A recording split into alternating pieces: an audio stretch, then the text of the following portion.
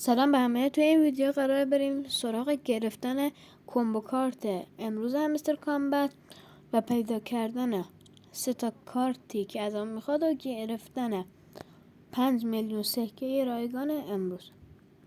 بریم سراغ گرفتن 5 میلیون سکه. Let's go.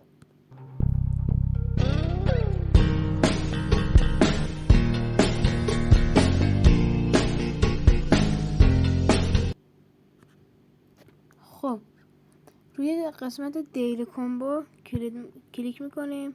ما اینم بزنیم فرق نمیکنه، هر دوتاشون ما رو میبرن توی همین قسمت.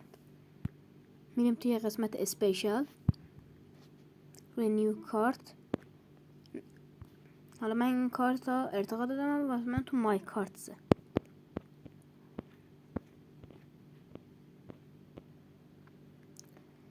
این کارت من تا لول 8 ارتقاش دادم.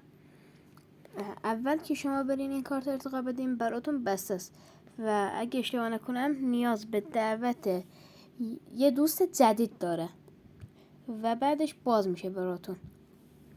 من خودم اینا چند دقیقه پیش باز کردم، گفتم که بدون. خب ارتقاش میدم. ببینید یکی از کارت کامبو کارت روشن شد. خب بریم سراغ کارت بعدی.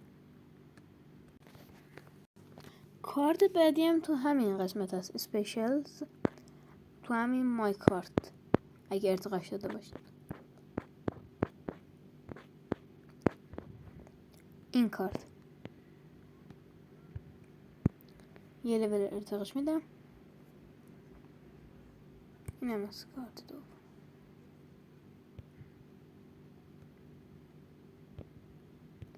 خب کمبو کارت دوم روشن شد. اون پیامی هم که برای من اومد قسمت جدیدیه که همسه تازه اضافه کرده. برای اونم یه ویدیو جداگانه میگیرم و توی کانال قرار میدم، حتما اون ویدیو هم ببینید. پس روی زنگوله بزنین که ویدیو جدید گذاشتم براتون نوتیفیکیشن بفرسته یوتیوب. کارت سومم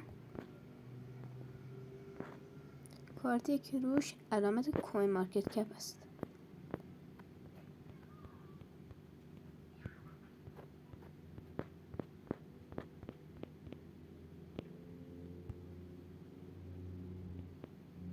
توی قسمت مارکت این کارت.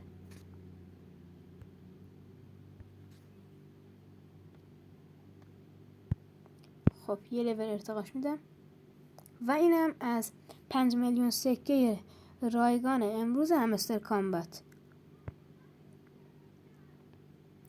ممنون که تا آخر ویدیو همراه من بودی. سابسکرایب و لایک فراموش نشه.